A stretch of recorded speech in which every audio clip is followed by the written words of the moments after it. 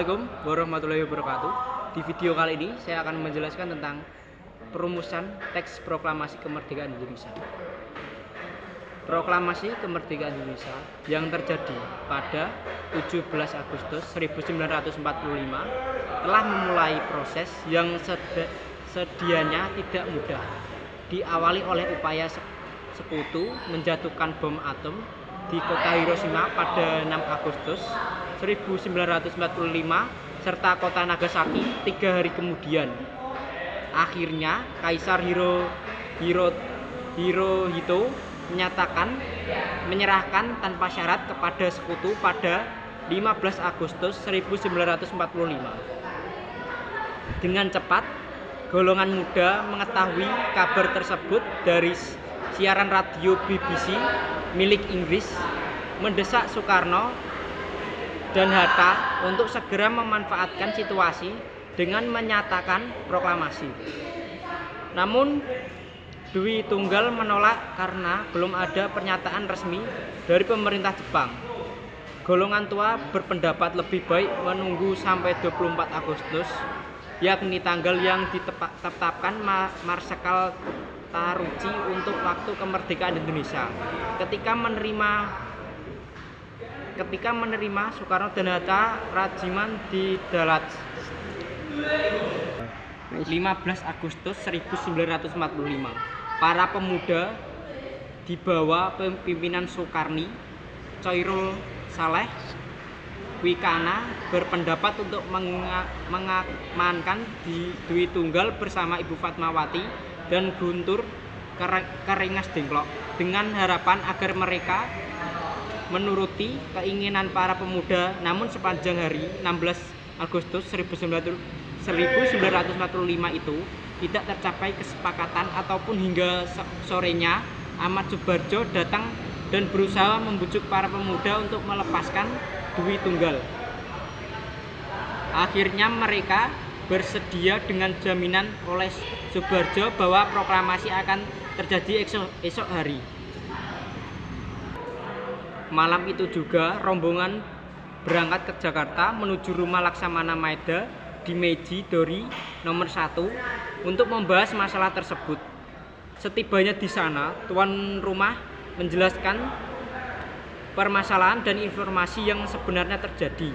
Maeda lalu mempersilahkan ketiga tokoh menemui Gun Seinka, kepala pemerintah militer Jenderal Mochiro Yamamoto, untuk membahas upaya tindak lanjut yang akan dilakukan. Namun setibanya di markas Gun Seinka di kawasan Gambir, mereka bertiga mendapat jawaban yang mengecewakan karena Jenderal Nishimura yang mewakili Gun Seinka melarang segala untuk upaya perubahan situasi yang dilakukan.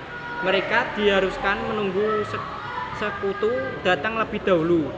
Ketiga tokoh berpendapat bahwa Jepang tidak dapat diharapkan lagi dan kemerdekaan harus segera dirancang secepatnya. Anggota PPKI yang menginap di Hotel Des Indes segera dikawal oleh Soekarni dan kawan-kawan menuju rumah Maeda. 17 Agustus 1945 pukul 3, naskah proklamasi disusun oleh Soekarno-Hatta dan Subarjo di ruang makan Maeda. Naskah sebanyak 2 alinea yang penuh dengan pemikiran tersebut lalu diselesaikan dibuat 2 jam kemudian. Naskah kemudian diserahkan kepada Sayuti Melik untuk diketik tanpa waktu lama. Sayuti Melik didampingi BM Diah lalu mengetik naskah proklamasi. Setelah itu naskah diserahkan kembali kepada Soekarno untuk ditandatangani. 17 Agustus 1945 pukul 10 waktu Indonesia Barat, di halaman rumah Soekarno di Jalan Pegangsaan Timur nomor 56, naskah proklamasi dibacakan dalam susunan khidmat prosesi yang sebenarnya tanpa protokol. Nyatanya tidak menghalangi golera ovario rakyat dalam merayakan dan berluaskan berita luar biasa ini. Peran para perawat sangat penting dalam peristiwa ini, antara lain fans dan Alex Moeder dan Epos yang mengabadikan momen pembacaan proklamasi, BM Diah dan Jusuf Ronodipuro yang membantu penyebaran berita proklamasi lewat berbagai cara seperti radio, surat kabar, telegram, dan serta melalui lisan. Itulah teks proklamasi penjelasan menurut saya. Proklamasi menurut saya, perumusan teks proklamasi kemerdekaan Indonesia adalah proses yang melibatkan beberapa tokoh penting dalam sejarah bangsa ini. Teks proklamasi dirumuskan oleh 3 tokoh utamanya, yaitu Soekarno, Muhammad Hatta, dan Soebarjo. Mereka bertugas membentuk panitia kecil yang beranggotakan 5 orang untuk merumuskan teks tersebut. Berikut adalah anggota panitia kecil, terdiri dari Soekarno, Muhammad Hatta, Ahmad Soebarjo, Abikustioso, Ahmad Soebarjo. Namun dalam perumusan teks proklamasi hanya Soekarno dan Hatta yang benar-benar menuliskan dan menyusun teks proklamasi, kemudian dibacakan oleh Soekarno pada tanggal 17 Agustus 1945 di Jakarta, menandai kemerdekaan Indonesia dari penjajahan. Teks proklamasi tersebut adalah sebagai berikut. Kami bangsa Indonesia dengan ini menyatakan kemerdekaan Indonesia. Hal yang mengenai pemindahan kekuasaan dan lain-lain diselenggarakan dengan cara seksama dan dalam tempo yang sesingkat-singkatnya. 1. Pembentukan panitia kecil. 2. Proses perumusan. 3. Isi teks proklamasi. 4. Pembacaan teks proklamasi. 5. Makna dan dampak teks proklamasi tersebut. Singkat. Pembentukan panitia kecil. Panitia kecil dibentuk untuk merumuskan teks proklamasi. Ketiga tokoh utama, yaitu Soekarno, Muhammad Hatta, dan Ahmad Soebarjo, memilih 5 anggota tambahan untuk membentuk dalam proses perumusan. 2. Proses perumusan. Meskipun ada 5 anggota tambahan, hanya Soekarno dan Hatta yang secara aktif terlibat dalam penulisan dan penyusunan teks proklamasi. Mereka bekerja sama untuk merumuskan teks yang singkat namun memiliki makna yang mendalam. Isi teks proklamasi. Teks proklamasi menyatakan kemerdekaan Indonesia secara tegas. Kalimat "Kami bangsa Indonesia" dengan ini menyatakan kemerdekaan Indonesia, menunjuk kenyataan resmi tentang kemerdekaan bangsa. Bagian kedua teks, hal-hal yang mengenai pemindahan kekuasaan dan lain-lain, diselenggarakan dengan cara seksama dalam tempo yang singkat-singkatnya, menunjukkan komitmen untuk menyelesaikan transisi kekuasaan dengan cepat dan secara teratur. 4. Pembacaan teks proklamasi. Teks proklamasi dibacakan oleh Soekarno pada tanggal 17 Agustus 1945 di Jakarta. Acara ini dihadiri oleh banyak tokoh penting dan rakyat Jakarta, menandai momen prasejarah bagi Indonesia. 5. Makna dan dampak. Membaca teks proklamasi menandai berakhirnya penjajahan dan awal era kemerdekaan bagi Indonesia. Teks ini menjadi simbol perjuangan dan pengorbanan rakyat Indonesia untuk mencapai kemerdekaan.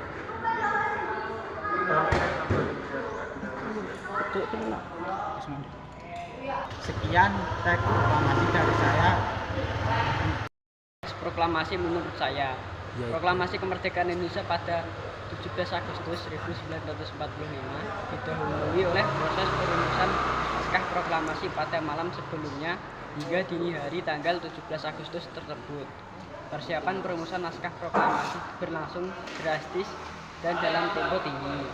Para pemuda yang telah mendengar berita kekalahan Jepang dari sekutu mendesak para pemimpin nasionalis senior untuk segera memproklamasikan kemerdekaan tanpa persetujuan Jepang. Desakan ini berujung pada penculikan 2 tokoh nasional terkemuka, Soekarno dan Muhammad Hatta, ke Rengas Dengklok Karawang pada 6 Agustus 1945. Aksi penculikan ini dilakukan Sahrul Saleh Soekarno Dikana, Dr. Muwardi, Yusuf Kuno, Sindih, dan Dr. Sucipto. Sementara itu, militer Jepang menolak keinginan kaum nasionalis Indonesia untuk mempromosikan kemerdekaan karena Jepang diperintah menjaga status quo. Namun perumusan naskah proklamasi tetap berlangsung di rumah Perwira Tinggi Angkatan Laut Jepang. Perwira Tinggi Angkatan Laut Jepang Laksamana Yuda Tadakashi Maeda yang bersifat pada perjuangan kemerdekaan Indonesia. Perumusan naskah proklamasi merupakan peristiwa penting dalam sejarah perjuangan kemerdekaan Indonesia. Proses perumusannya menunjukkan respon cepat kaum nasionalis Indonesia untuk segera mewujudkan kemerdekaan Indonesia yang telah diperjuangkan sejak lama. Mereka juga memperlihatkan kehati-hatian yang tinggi dalam proses ini, mengikat sikap yang ofensif pada Jepang yang masih berkuasa harus dihindari. Perumusan naskah proklamasi mencerminkan perebutan pengaruh antar para pemuda revolusionis dengan kalangan nasional berpengalaman seperti Soekarno dan Hatta.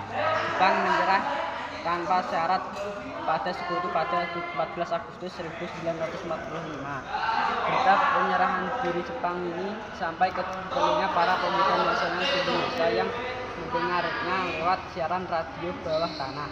Salah satu tokoh pemuda anti-fasis, Jaharir, meneruskan berita kekalahan Jepang kepada Soekarno dan Hatta. Ia juga menyerukan agar kemerdekaan Indonesia segera diumumkan. Soekarno dan Hatta menolak karena mempertimbangkan kemungkinan terjadinya pertumpahan darah apabila kemerdekaan diproklamasikan secara sepihak dengan Jepang masih berkuasa di Indonesia. Soekarno, Hatta, dan Sudarso pada 15 Agustus 1945 mencoba mencari informasi terbaru tentang jalannya perang pada sejumlah pejabat Jepang di Jakarta.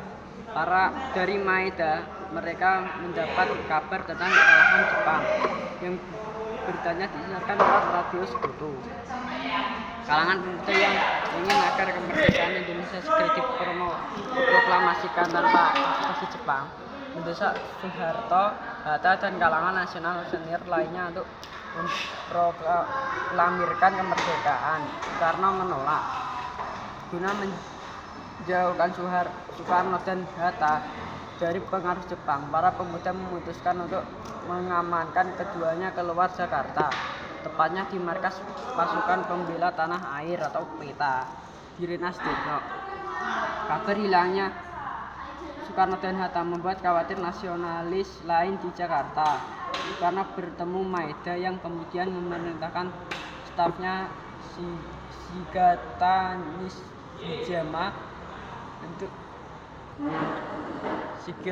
Nijihima untuk mencari keberadaan Soekarno dan Hatta. Para pemuda kemudian melepaskan Soekarno dan Hatta setelah mendapat jaminan dari Sudarso bahwa Maeda mendukung proklamasi kemerdekaan Indonesia.